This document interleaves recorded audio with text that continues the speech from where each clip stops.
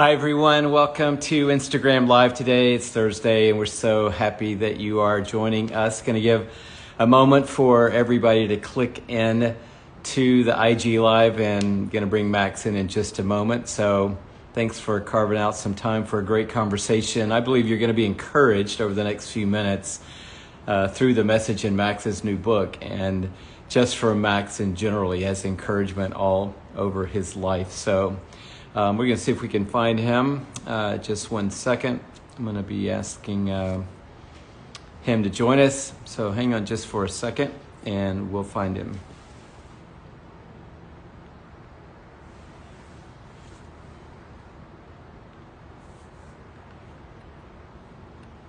Max, come on, buddy. Here we go.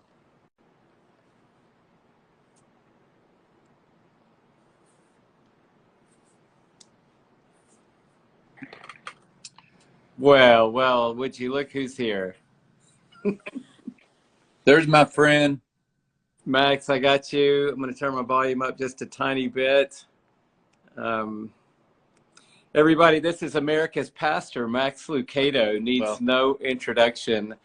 But you know what, Max? People say things like that all the time. You know, it's the America's this or America's that. But you are truly America's pastor, and you are also the nicest person I've ever met in my life. Well, so how are you? Welcome to IG Live today. I hope we're recording this. I'm going to play that about once an hour. I'm fine. How are you, my friend? I'm doing wonderful. It's so good to see you, and just wanted you to know I'm praying for you. You announced some news about your health a few weeks ago, and all of us are believing for you and with you for God's touch and his hand on your life in these days, and not slowing you down, though. You seem like you're going stronger than ever. Well, I tell you what I'm doing. I'm just reading some good books. Oh, I love it. Today we're going to get to I'm talk. serious, man. The message of this new book of yours is exactly what I needed. Managing my thoughts, you know, not giving in to fear, not giving the enemy a seat at my table, not giving him any leeway in my life. It's a daily struggle, challenge for all of us. And so thank you. I can't wait for us to talk about your book. Well, we're going to talk about your book, and I'm glad we are, Max. This is probably one of my favorite moments in my life right now. And I'm just praying, Max, that through this few moments we have together, that it will help you as an author, maybe establish yourself in the writing community of the world, because by all means, you need some help. I'm holding your brand new book in my hands right now, and I'm so excited about it, by the way. And we're going to talk about it in just a minute. And for those of you who are tuning in with us, this is not a book promo deal. You're going to walk away from this conversation encouraged today by the message that's in Max's book. But Max, before we can, and I'm sort of tongue-in-cheek with this, but I'm really not. It has some few pages of some people who are giving an endorsement for your book, because as a struggling author, people need to know, is this guy legit? Like, can I trust this guy? So I'm glad there's some endorsements in here. If you put all the books of all the people who have endorsed your book together and multiplied it by 100, none of them have sold as many books as you have all together. But once you move past that, it says also by Max Lucado. Now, in most books, this is included on the title page, also included, and then there's a few other books listed. It is an entire page in the book, people. It is 3 columns, also by Max Lucado, and they're in alphabetical order, which makes it hard for me to find some of the first ones that touched my life. On the Anvil was an amazing book that I know changed my life and a lot of other people's lives. He Took the Nails. These are books going back to the formation of my walk with God and my relationship with Jesus. And it's just unbelievable the way God has used you. And so thank you. I know I'm speaking on behalf of millions and millions and tens and hundreds of millions, if not billions of people around the world. But you're kind. But it's just uncanny. So I want to ask you, before we talk about the book, which we're going to, at what point did you know this is my lane? How did you know, okay, I'm a pastor, I'm a leader, I'm a speaker, I'm a preacher, I'm a father, I'm a husband, and I'm good at all those things, but this is my lane. Well, I'm also a converted drunk.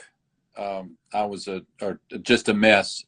Any of you who have teenage daughters, you would not have wanted your teenage daughter to go out with the teenage version of Max or the college version of Max. I was a 6-pack a night guy, and my life was just headed down the wrong track. And God, in His great grace, rescued me. He really did.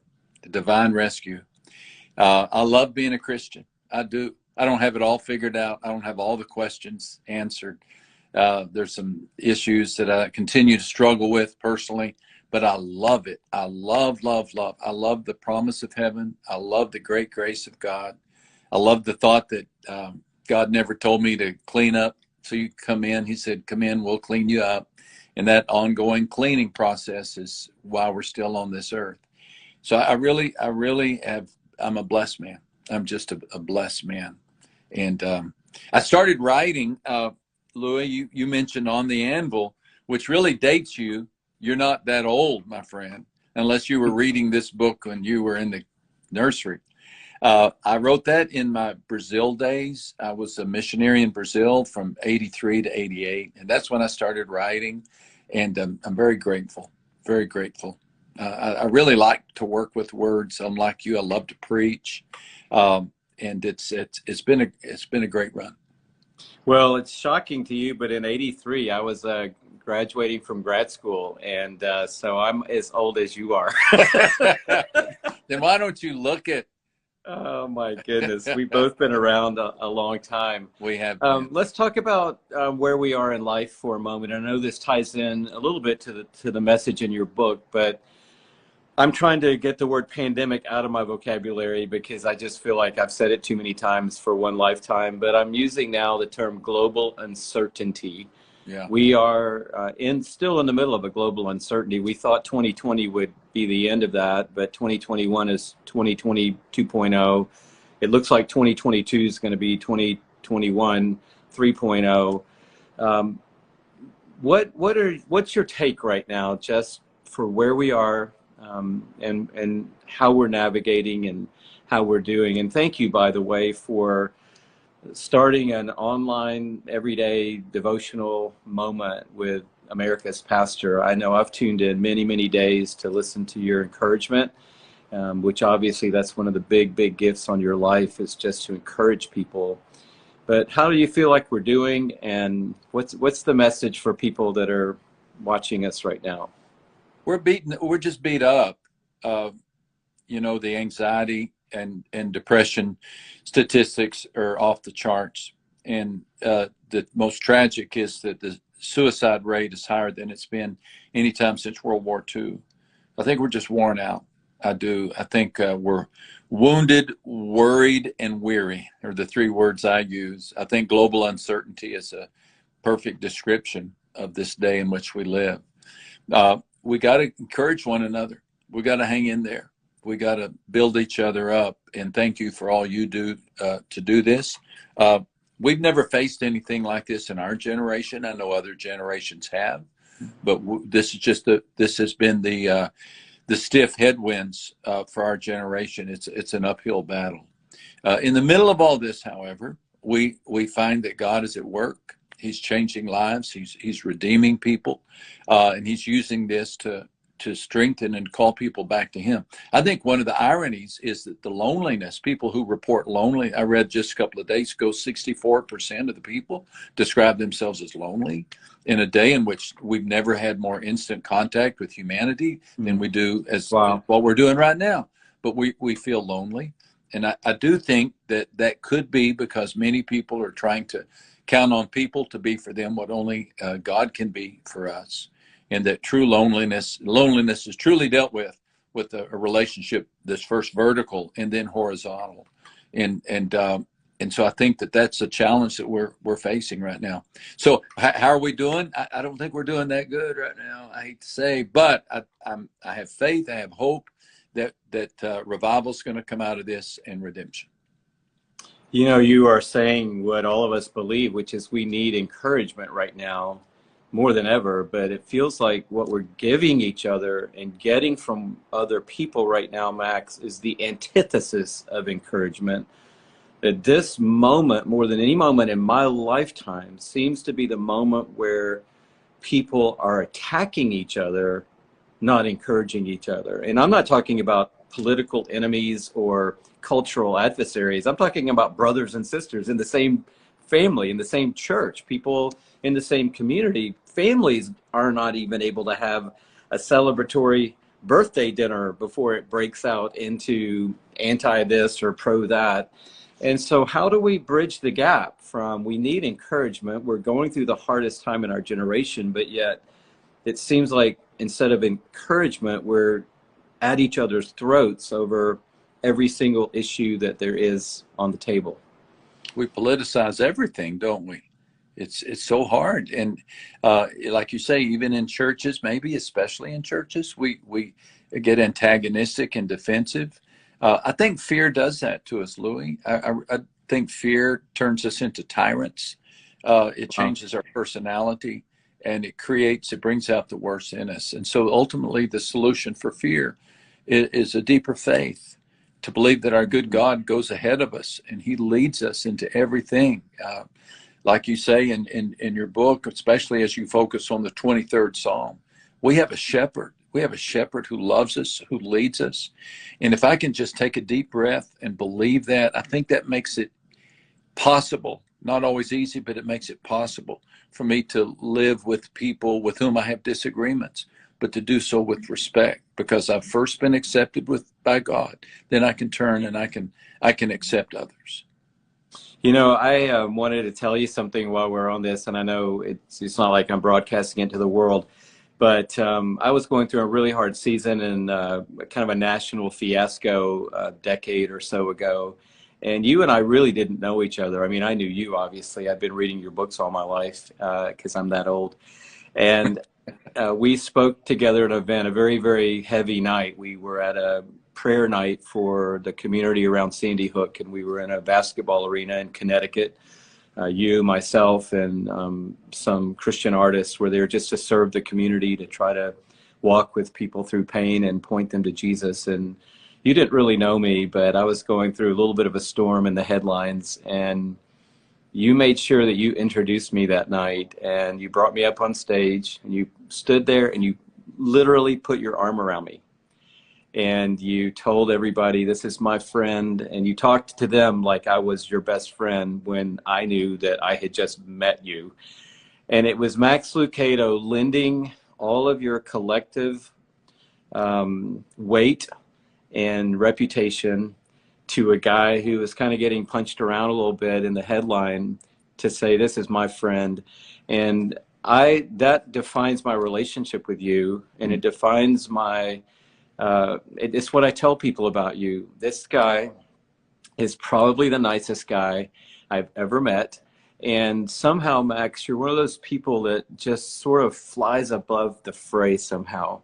And you don't get dragged down into the small things, but you just stay above it all somehow. And I just wonder if you could just talk to a leader or to a parent or someone out there that's trying to stay above the fray right now, but yet everything is pulling them down into the muck and into the stuff. I remember that night so well, Louie. Not only was I there, I remember my wife was there, and that you allowed both my wife and me the privilege of praying with you, praying for you before we began the event. And you were getting some unfair criticism. Yeah. That happens. As I know you love the story of Nehemiah, and remember when he said he couldn't come down off the wall? I can't remember those two guys' names. They're funny names.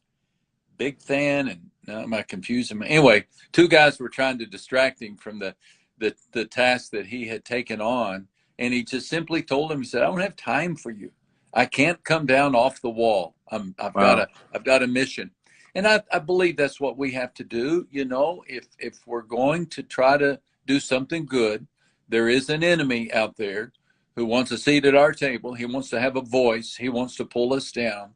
But we don't have to engage. I think that's the key. There are certain times in leadership in which we just say, you know, I'm not gonna respond to that email. I'm not even gonna read that email. I'm not gonna get into that conversation. You don't have to get down in the mud with everybody who wants to have a mud fight. And so you just keep going, you press forward. And sometimes it's best just, you know, not to argue with argumentative people, and that's okay. You know, someone told me one time, Max, and I've loved this. There are a few of those little nuggets that you hear along the way in life that you know, oh, that's a good little nugget. And there are others that you grab onto and you literally come back to time and time again. And someone told me early on when we planted Passion City Church, it was my first time being a local church pastor. I was 50 years old. And they said, Louie, you don't have to show up to every fight you're invited to. And I was like, and I've come back to that so many times. And I'm like, oh, thanks for inviting me to meet you in the alley for a brawl. I think I'm going to pass on that one. Your book is called You Were Made for This Moment. And I know that a lot of it comes out of the story of Esther, which is a very powerful moment in the history of the world, and certainly a moment in the history of the people of God, where he chose Esther and appointed her for something special. But the title, You Were Made for This Moment. Tell us about the title and a little bit about how that unfolds the story that's in the book. I'm happy to do it, but I don't want to use up all our time without a chance to talk about the enemy at the seat at the table. So don't you eat up all my time. No, the big idea for You Were Made for This Moment is that it is built around the story of Esther, 5th century BC, Persia. She became queen because she was the most beautiful person in the kingdom, which must have been something. She must have been really a head turner. Half the population in the world was a part of the Persian Empire. But she kept her Jewish identity a secret, as did her uncle Mordecai, who worked in the throne room for the king as an advisor of some sort. They kept their identity a secret.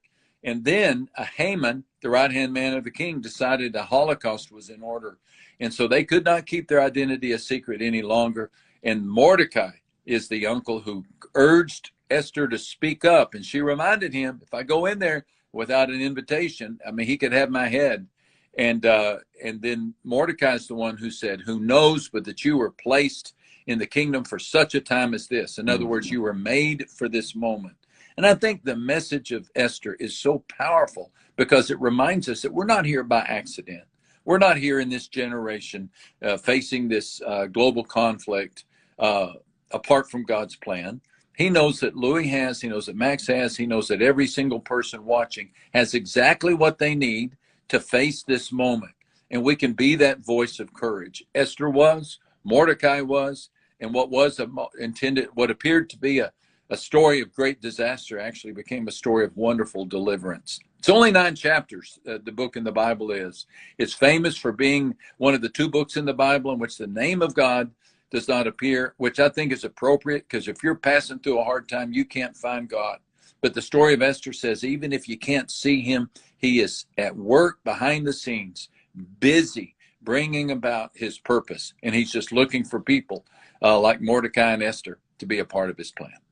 You know, I think, Max, I can hear people in the back of their minds because, you know, the enemy does plant these seeds in our mind all the time. And I can hear someone who's struggling with that thought in the back of their mind right now. If I were the most beautiful woman in all of the kingdom, if my relative was a position of authority or prominence, or if I had access to the king, which I don't, I can't even get my boss to answer my email, then I could be used by God to make a big difference. And I could understand for such a time as this, but I'm off the radar. Nobody sees me. I don't have a prominent place. I didn't come from the right family. I don't have the right background. I don't have a Mordecai in my life. How can that person know today that there's a for such a time moment as this for them?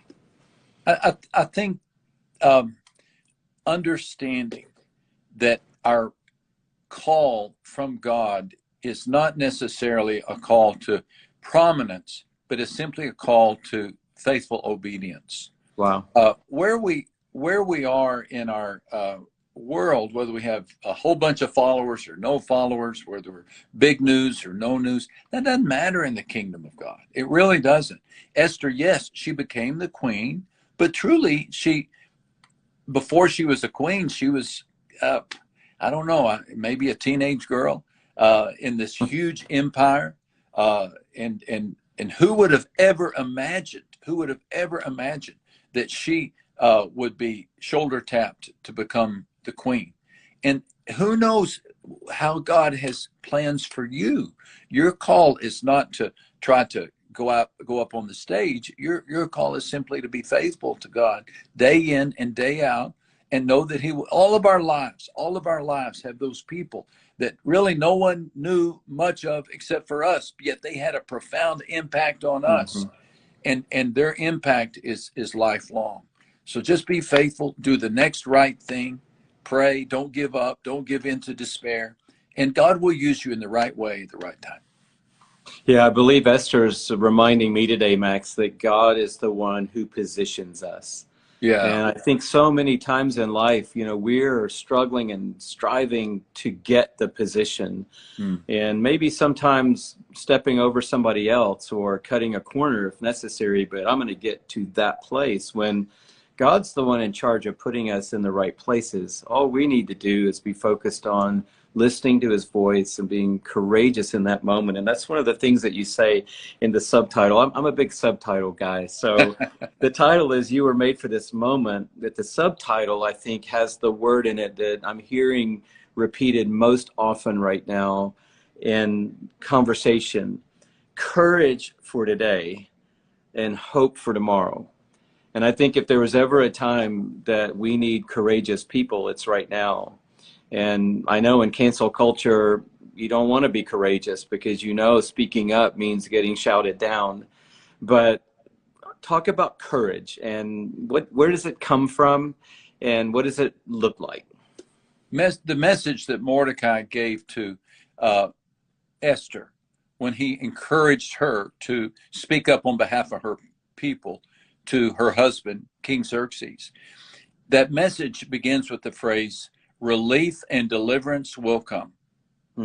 Relief and deliverance will come, which is such a surprise because up until this point, we don't have any suggestion in the story that Mordecai is a man of faith. In fact, he's a man who's kept his Jewish ancestry a secret up until this time. So when we get to heaven, let's find Mordecai. I want to ask him, what happened?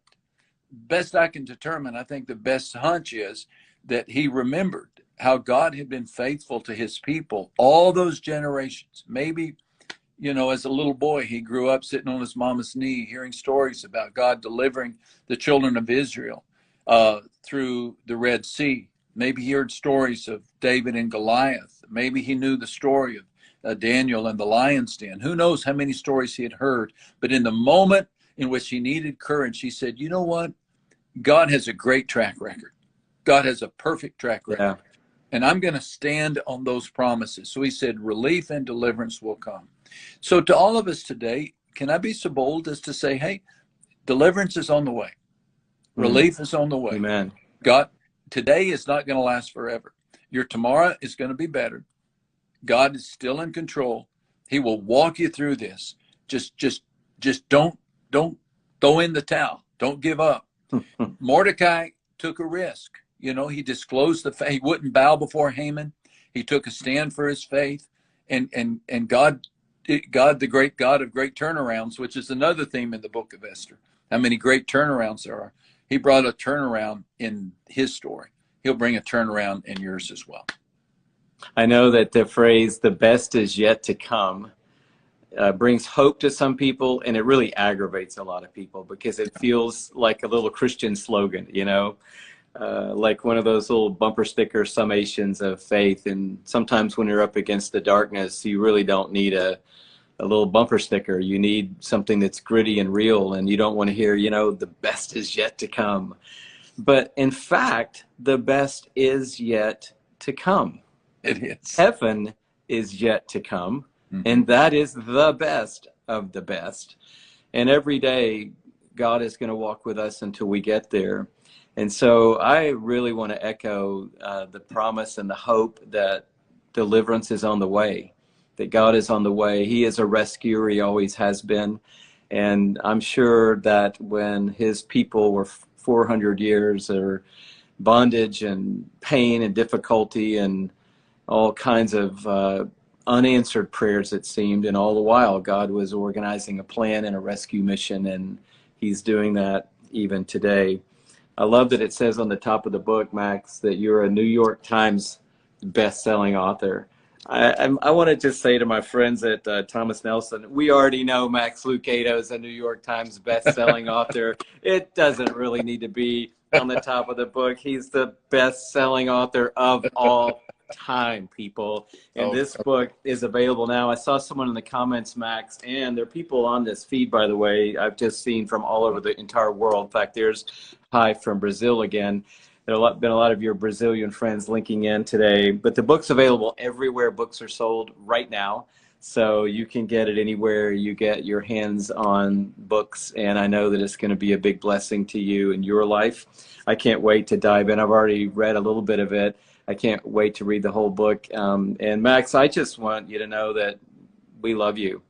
And if people didn't know, Max was saying a few weeks ago to his social media following that he has a little issue going on in his heart right now, and that the doctors are watching it over time. And I love how you ended that by just saying that you felt like your heart was in God's hands. And so Max isn't writing from up in the ivory tower, guys. He's not like 65 floors up looking down.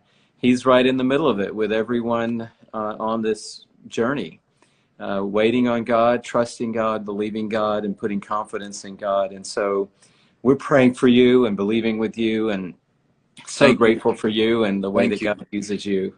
Is it my turn now? Yes, go by all means. We're out of time now, but by all means. I love you, Louie, and I know this sounds kind of like a bro love conversation, but it truly is. I have such respect for you, Louie, and you and I have weathered storms side by side, and we've traveled the country side by side. We've been through up times and down times. This book is really a home run, folks. It really is. This is an unsolicited endorsement. I'm trying to get my whole picture up here. Don't give the enemy a seat at your table. Let me tell you something. You do not need this book if you manage every thought you've ever had perfectly.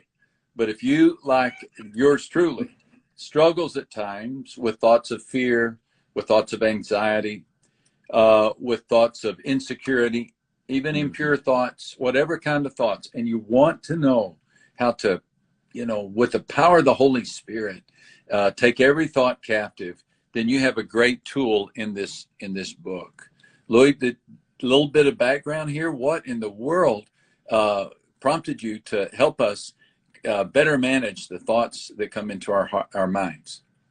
Well, in one of the interviews, Max, it kind of came out weird, and I didn't know if it was okay or not. But someone asked me, and I'd been asked a lot of very similar questions. And I was in this interview. The book came out, I think, about 5 months ago, doing so many interviews like you're doing now. And all of a sudden, the question just popped out: who did you write this book for?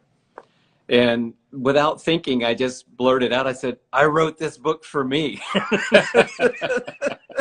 And I said, I hope that doesn't sound incredibly selfish and that, I'm on my own little island here, but it's true. The story was I was having a pity party, a long one. I'd been through about, 6 months of just a yucky season. And some things had gone down, some things were said, some things were done, and it was hard. It was one of the hardest seasons I've been through as a leader and as a pastor. And you've been through, I don't know how many of those in all the decades that you've been building and leading church, and they happen. And sometimes, all of a sudden things go sideways, and this one, a few things had gone sideways, and now it's months down the road, Max, and a friend of mine called me with a call that my flesh really loved, because the call vindicated me in a little tiny way. When you're looking for vindication, all you need is like one little teaspoonful of vindication. And they said, you're not going to believe what happened. You're not going to believe what I heard today. You're not going to believe how this went down. And I was like, oh my goodness. And so there'd been someone walking through this with me. They had my back the whole time. So as soon as I parked my car, I was driving at the time, I texted my friend and I said, you're not going to believe what I just heard. Can you believe it? If you give these things time. And it was the longest text. And Max, I hate saying this even again today, but I just needed a little commiseration. And I pressed send, and I just stared at the phone, and I was waiting. And finally the response came back, and it was a little blurb. And I was so frustrated. I said, surely they hit send too fast. I need, an equal amount of commiseration to my celebration. And I realized this is it. So I focused on the text, and there were 9 words in the text. Don't give the enemy a seat at your table. And those words, Max, I'm not exaggerating. They just arrested me. And in a second, all of the frustration and the consternation and the staring at the ceiling at night and playing out the conversations in my mind over and over and wanting to make sure that I was right, all of that just blew up in the clarity of that statement. And I realized, oh my word, I have been sitting at the table with a killer. I have been listening to the enemy. I have been engaging him and his thoughts and his ideas in conversation. And he has stolen my peace. He has stolen some of my friendships. He has stolen my rest. He's stolen my sleep. He has stolen so much from me. And it's because I let him. And I stood at the top of my driveway that night, Max, and I said, I am taking my table back. Amen. Right here. Amen. And right now. You go, and buddy. God has given us the power, the transformative power of his word to take every thought captive. We can't control the thoughts that come into our mind, but we can definitely control how long they stay there. And we can replace them with thoughts that are true and right and noble and pure and honorable and praiseworthy, just like Paul said in Philippians 4. And so that 9-word text and that 9-word, it's not my title, that's my friend's title. It came in my text, and that did change my life that night, and it changed Shelly and I's life over the next few months. And there's probably not a week that goes by, Max, that at some point something comes across the radar, and I'm like, no, don't give the enemy a seat at your table. And he comes quick. He knows how to get in the littlest crack and the littlest crevice. But if we're alert, God's giving us the power to take control over our own thoughts. And when we take control over our thoughts, we ultimately end up changing the direction of our lives. And so that's what the book's all about. And it really made a big difference. And it is making a big difference in my life. And I'm just believing it's going to make that same difference in other people's lives as well. I think in this day in which anxiety is taking so many people down, despair is taking so many people down, that we really need that reminder, Louie. A friend of mine says, just because you have a thought, you don't have to think it. Sometimes we think that a thought comes into our mind, so I need to really think about it rather than stand up against it. In the name of Christ, trust in the power of the Holy Spirit to drive it out. Thoughts they're habitual. They're habitual. Happiness is a habit, so is gloominess. And so we develop these habits over the years. I wish somebody had taught me that as a middle schooler, that I don't have to always be thinking these anxious thoughts. So maybe we got a middle schooler listening today, and that you can hear what Louie's saying, because this is life-saving stuff. Life-saving stuff. Was there a passage, or is there a passage that you found especially helpful or insightful in helping you learn to manage your thoughts? Well, I think that the main thought in the main passage, Max, that actually came to new light for me as the book began to take shape, or the message began to take shape. This didn't start as a book. It started as a one-sentence message. And I remember being in a group of coaches at this morning Bible study that I was doing, And I was doing a Bible study on Hebrews, and it just wasn't going anywhere. They were in the middle of a losing season. Their fans were at their throat. They were at each other's throats. There was a lot of distrust around the table. Coaching is a very lonely profession, and the highs are high and the lows are lows, and you get fired at the end of the day. So that's coaching. Yeah. And I just was reading the room, and I was like, nobody is tracking along. I think they're actually drawing out plays on their notes and not taking notes on Hebrews right now. And so I just stopped in the middle of it, and I said, you know what, guys, I don't know if this is going to register or not, but the enemy wants to ruin your life and your relationships and your peace of mind right now. And I'm just telling you, you have power over your own thoughts, and don't give the enemy a seat at your table. And when I said that, every head came up, every eye locked onto me, and I realized that phrase is powerful. And it opened up for me, Max, from that little verse in Psalm 23 that I'd never seen it before. You prepare a table before me in the presence of my enemies. Yeah. And I was like, okay, I didn't really ever understand how backwards that is. And I know you've taught about on this before, but I was like, if I wrote that verse, I would have written, you prepare a table before me in your presence. Forget about the enemies. I just want a table in your presence. And he's like, no, I want to ultimately show the world that I am great. And I'm going to do that by satisfying you in the middle of whatever it is you're in the middle of right now. So that verse has not so much to answer your question, but it's become a new epiphany for me, if you will, to realize that God's not always, and in fact, most of the time, not trying to get me out of my circumstance.